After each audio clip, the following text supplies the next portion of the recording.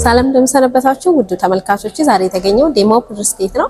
በአዲሲቷ ቀበና ለግጀሪ የሚባል አፓርታማ እንዲሁም ቦሌ ላይ ጥሩ የንግድ ሱቆችን እየገነቡ ይገኛሉ። በተለየ መልኩ ደግሞ እስከ ሐምሌ 30 ድረስ ልዩ ዲስካውንት ወጥቷልና አጠቃላይ መረጃዎችን ዋጋቸው እንዲሁም ያላቸውን የካሬ አማራጮች ወደ እናንተ የምናደርስ ይሆናል። እኔ ረዲት ነኝ። እየተመለከታችሁ ያላችሁት ቅኝት ሚዲያ ነው። ቪዲዮ ላይክ እና ሰብስክራይብ በማድረግ አብራችሁን ቆዩ። ሰላም እንደምናለሽ? ሰላም እንደምናለሽ? እንደና መጣሽ? እንኳን ደህና ቆየሽ። ዛሬ እንግዲህ በተለይ መልኩ ወደ እናንተ የመጣ ነው አዲሲቷ ቀበና ላይ ለግጀሪ የሚባል አፓርታማ እየገነባችሁ ትገኛላችሁና በተለይ ደግሞ ቦሌ ላይም የንግድ ሱቆች አሏችሁ። እነዚህን ኢንፎርሜሽኖች ለተመልካቾች ለማድረስ ነው የመጣሁት። በቅድሚያ ራስሽን አስተዋውቂልኝና ዴማ ምንድነው ከዚህ በፊት የሰራችሁ ስራዎች የሚሉት በጥቂቱ ነገር። እሺ፣ በመጀመሪያ እንኳን ደህና መጣሽ። እንኳን ደህና ቆየሽ። እኔ ሮዝ እባላለሁ። የዴማ ሪል ስቴት የሽያጭ አማካሪ ነኝ። ዴማ ሪል ስቴት በጣም ለግጀሪ የሆኑ አፓርትመንቶችን በመስራት ነው የሚታወቀው ከተማው ላይ። በፍጥነቱም በጣም ይታወቃል። እንደውም አሁን የመጣሽበት ሰዓት በጣም ቆንጆ ሰዓት ነው። ምክንያቱም ኦልሞስት ለ3 ሳምንታት የሚቆዩ ለተወሰኑ ቤቶችና ሱቆች ብቻ የሚሆኑ ዲስካውንትም አለ ተናል። ስለነሱ በደንብ እናወራለን። ዴማ በሁለት ዓመት ውስጥ ወደ 9 የሚሆኑ ሳይቶችን ላውንች አድርገናል። ከ9ኞቹ ደግሞ አብዛኞቹ ተሽጠው አልቀው አሁን አክቲቭሊ 3 ሳይቶች ብቻ ነው ለሽያጭ አሉ። ያ ማለት አብዛኞቹ ሽያጭ አልቀዋል ማለት ነው። ሞር ፎከስ አድርገን የምናወራው ያሉት ላይ ስለሆነ ቦሌ መድኃኒዓለም ጋር ያሉት ሱቆቻችን ላይና ቀበና ጋር ያሉት አፓርትመንቶቻችን ላይ እናወራለን። ሻይ ቡና ምን ይምጣልሽ? እኔ ወይጃለሁ። አመሰግናለሁ። እንግዲህ አሁን ቀበና በኮሪደር ልማቱ በጣም አምሮባታልና ይበልጥ ለመኖር ምቹ ሆናለች። እዛ ላይ ደግሞ እናንተ እየገነባችሁ ያላችሁት አፓርታማ ምን አይነት ይዘት አለው? አሚኒቲው አጠቃላይ ምን ይመስላል ነው? እስቲ እንደዚህ ነገር እስከዛሬ ከነበሩ በጣም ሰፋ ባለ ፕሮጀክት ነው የመጣ ነው። ያ ማለት G+24 ነው። በጣም ትልቅ ነው። 2 ብሎኮችን የያዘ ነው። በጣም ለግጀሪ ስታንዳርድ ይዘን የመጣ ነው። አካባቢው ማይተሽ ከሆነ በአራቱም በኩል መንገድ ነው። በደንብ ቪው ያለው ሰፈር ነው። የካሬ አማራጮችም ከትንሹ ከ75 ካሬ ጀምሮ እስከ 256 ካሬ ከባለ 1 መኝታ እስከ ባለ 4 መኝታ በተለያዩ የካሬ አማራጮች ፍሌክሲብል በሆነ አከፋፈል አሁን በ15% ቅድመ ክፍያ ነው እየሸጥን ያለ ነው። ቀሪውን ደግሞ በ3 ዓመት ነው የሚከፍሉት ያለ ምንም ወለድ። አሁን የመሬት ስራ ጨርሰን የቤዝመንት ስራ እየጀመርን ነው። አሁን ፕሮግረሱ በጣም ፈጣን ነው።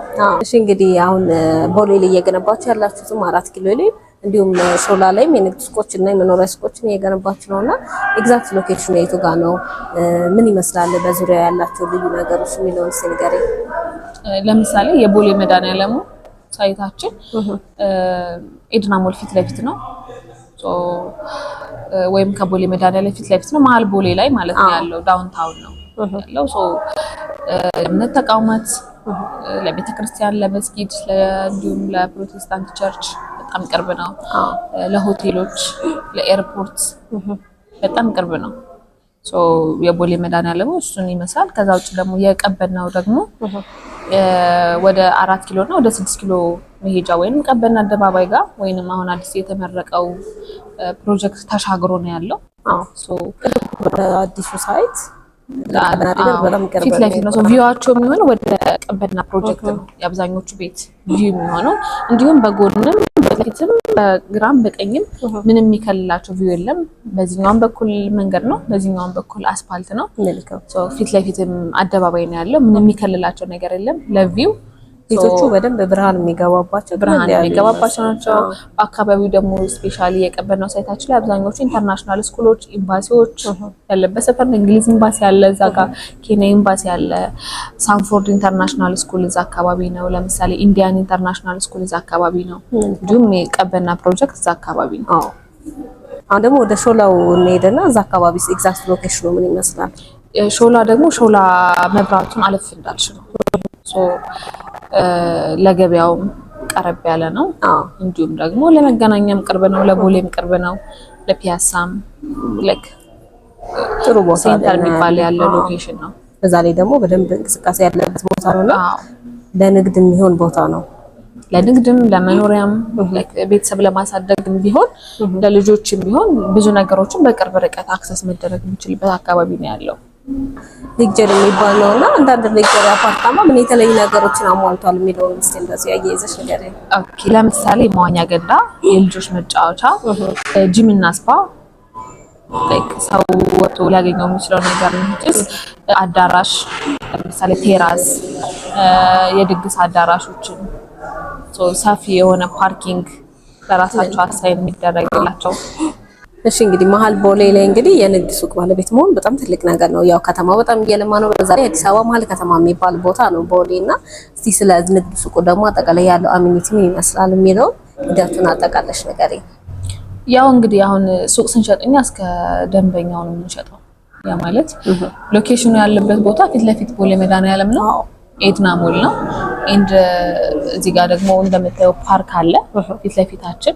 በጣም ዎኪንግ ኤሪያ ነው። በደንብ እንቅስቃሴ ያለበት ሰፈር ነው ቦሌ ይታወቃል። ህንጻው ሚክስድ ዩዝ አፓርትመንት ነው። ያ ማለት ለምሳሌ ከ8ኛ በኋላ ያሉት አፓርትመንቶች ናቸው። እዛ የሚኖሩ ሰዎች ገበያቸው እዚህ ነው የሚሆነው። ሱቁን እስከ ደንበኛው ነው እየሸጥን ያለ ነው። ቦሌ ላይ ደግሞ እንደምታውቂው የሱቅ ሽያጭ የለም። አብዛኛው ቁልፍ ነው የሚሸጠው። አዲስ ለመከራየት ምናምን በጣም ይከብዳል። እሱን ለማቅለል ነው አክሰስ ይዘን የመጣ ነው። ሱቆቻችን ላይ እንዳልኩሽ ነው 15% ቅድመ ክፍያ ለሚከፍል ሰው ዲስካውንቶች አሉን። ግን አሁን በተለይ እስከ ሐምሌ 30 ያወጣነው ዲስካውንት 50% እና 100% ለሚከፍል ደንበኛ የተመረጡ ፍሎሮች ላይ ነው ማለት ነው። ለምሳሌ 3ኛ ፍሎር ላይ 50% ለሚከፍል ደንበኛ በካሬ 300 ሺህ ብር ነው እየሸጥን ያለ ነው። እንዲሁም 100% ለሚከፍል ደንበኛ ደግሞ 250 ሺህ ብር ነው በካሬ እየሸጥን ያለ ነው። እንዲሁም 4ኛ ላይ ደግሞ 50% ለሚከፍል ደንበኛ 215 ሺህ ብር ነው እየሸጥን ያለ ነው። እንዲሁም 100% ሲከፍል ደግሞ ወደ 215 ሺህ ብር ይላል ማለት ነው። እንዲሁም 5ኛ ላይ በ50% ለሚከፍል ሰው ወደ 225 ሺህ በካሬ ይሆናል። እንዲሁም 100% ሲከፍል ደግሞ ወደ 175 ሺህ ብር በካሬ ይሆናል ማለት ነው። ያለው የገንዘብ ነው። ስለዚህ የድል ሳያመልጣችሁ በቶሎ ሱቁም የቤቱን ባለቤት እንዲሆኑ በዘጋር ሱቆቹ የራሳቸው የሆነ ተናጠል ካርታ አላቸው። ከ3 ወር በኋላ ተረክበው ሱቅ ለአዲስ ዓመት በስነ ስርዓት ስራ መጀመር የሚችሉ ናቸው። ሱቆቹ እንደምታያቸው በዚህ ስታንዳርድ ነው ያለው። ሱቆቹ ሬጅም እናስገባላቸዋል። ፊኒሺንግ ስታንዳርዳችንም ሰርተን ያስረከብነው ነዋሪዎች ገብተው እየኖሩበት ያለው አፓርትመንት ሲግናል 22 ጋለን። የምትገነቡት አፓርታማ በስንት ጊዜ ነው ተጠናቆ ለደንበኛ የሚረከበው? እንዳልኩሽ እስካሁን ካሉ ፕሮጀክቶች የቀበና ፕሮጀክታችን ሰፋ ያለ ነው። 2 ብሎክ ነው። ወደ 1600 ካሬ ላይ ያረፈ አፓርትመንት ነው የገነባን ያለ ነው። እስከ 3 አመት ነው የማስረከቢያ ጊዜያችን ወይም አግሪመንታችን የ3 አመት ነው። ለ3 አመት ተጠናቀቀ። አዎ። ከዛ ውጪ ግን የሁሉም ማስረከቢያ ሰዓታችን እንደ ፕሮጀክቱ አይነት ይለያያል። ለምሳሌ ሾላ G+16 ነው። የ1 አመት ፕሮጀክት ነው። ኦልሞስት አሁን ወደ 8ኛ ደርሷል። እስከ መስከረም ድረስ ሙሉ ለሙሉ ስካለተን ወይንም ስትራክቸሩ ተሰርቶ አልቆ ፓርቲሽናቸውና ፊኒሺንጋቸው በ6 ወር ማለቅ የሚችሉ ናቸው። እንዲሁም ቦሌ ላይ አሁን እዚህ ያለንበት አፓርትመንት አሁን 11ኛ ወሩ ነው። G+24 ተደርሷል። ቦሌ መድኃኒዓለም ከ3 ወር በኋላ መስከረም ላይ ስራ ይጀምራል። እንዲሁም አፓርትመንቶቹ ከ6 ወር በኋላ አክቲቭ ይሆናሉ ወይንም ለገዢዎች እናስረክባቸዋለን ማለት ነው። ሁሉም ሳይቶች የራሳቸው ሰዓት አላቸው። ዲፔንድስ እንደ ፕሮግረሱ የቀበናው ላይ ስመጣልሽ የቀበናው 3 አመት ነው። እንትናችን አግሪመንታችን 3 አመት ነው። የንግድ ሱቆችንም መኖሪያ ቤቶችንም ደግሞ ለግላቸው ማድረግ የሚፈልጉ ካሉ ያከፋፈል ሂደቱ በምን መንገድ ነው እንትን የሚሉት የራሳቸው ማድረግ የሚችሉት የሚለው እስቲ ንገሪኝ። ያው ቅድመ ክፍያ ነው እንዳልኩሽ። የሁሉም ሳይቶች የራሳቸው የሆነ አከፋፈል አላቸው። አግሪመንታችን ላይ ምንም አይነት ወለድ የለም፣ ምንም አይነት እስካሌሽን የለም። አንድ ደንበኛ የሚበርከው አለ 10 ሚሊዮን ብሩን ራሱን እስኪረከብ ድረስ ከፋፍሎ የሚከፍለው። ከዛ ውጪ ደግሞ በ1 አመት የሚከፈሉ አሉ። ያ ማለት እንደ ፕሮግረሳቸው ነው። ለምሳሌ ቦሌ መድኃኒዓለም ላይ እዚህ ጋር ባለ 4 ሜትር ለምሳሌ የምንሸጠው ኦልሞስት 96% እኮ ፓርቲሽን ተሰርቶለት ፕሮግረሳቸው ማለት እዚህ ቦሌ ላይ ያሉትን ሱቆቻችንም አፓርትመንቶቻችንም እዚህ ባለ 1ም አለን፣ ባለ 2ም አለን። ባለ 1 ለምሳሌ በ93 ካሬ አለን፣ ባለ 2 ደግሞ በ109 ካሬ አለን። ይሄን አሁን ለምሳሌ ለቦሌው 20% ነው ቅድመ ክፍያው። ቀሪውን በ1 አመት ነው የሚጨርሹ። የምናስረክበው በ1 አመት ስለሆነ ተናጠል ካርታ አላቸው። 100% አሁን የሚከፍል ሰው ካለ ካርታውን መውሰድ ይችላል ማለት ነው። ከሀገር ውጭ ላሉት ደንበኞች ደግሞ በምን መንገድ ነው እንትን የምትሉት መግዛት የሚችሉት? ያው በዲኤችኤል መላላክ እንችላለን። እንዲሁም ብዙ ፔመንቶች አሉ እኛ ጋር አግሪመንት ወስደው የሚሰሩ ሰዎች ለምሳሌ በፋስት ፔይ መክፈል ይቻላል። እኛም እያንዳንዱን ሪሲት እንልክላቸዋለን በዲኤችኤል። እኛን ዋትሳፕ ወይም ቴሌግራም ላይ ኮንታክት አድርገው የሚፈልጉት ፍሎር ፕላን ያለውን ፕሮግረስ ኤቭሪቲንግ እንልክላቸዋለን። በኦንላይን ሬጅስተር መደራረግ እንችላለን። በዛ መንገድ መግዛት ይችላሉ። መልካም እንግዲህ እስከ ሐምሌ 30 ድረስ የሚቆይ ልዩ ዲስካውንት እንዳለ መግቢያ ላይ ተናግሬያለሁና እስቲ ስለሱ ደግሞ ንገሪኝ በደንብ። ያው እንግዲህ ደንበኞችሽ ተመልካቾችሽ ይሄ እድል እንዳያመልጣቸው እስከ ሐምሌ 30 ያወጣናቸው ቅናሾች የማይደገሙ ቅናሾች ናቸው። እና ለተወሰኑ ቤቶችና ለተወሰኑ ሱቆች ነው ያወጣነው። ያሰብናቸው ወይንም ያወጣናቸው ሱቆች ካለቁ እስከ ሐምሌ 30 ድረስ አይቆይም ማለት ነው። ቦሌ ላይ ላሉት ሱቆች መጀመሪያ ላይ ዋጋ እንደነገርኩሽ ለ30 ሱቆች ብቻ ነው እንደዛ ቅናሽ ወጡት። እንዲሁም ቦሌ መድኃኒዓለም እንዲሁም ቀበና ጋር ላሉ ሳይቶች ደግሞ ለ20 አፓርትመንቶች ብቻ ነው ቅናሽ ያወጣ ነው። የነሱ ተጠቃሚ እንዲሆኑ ጠይቃለሁ።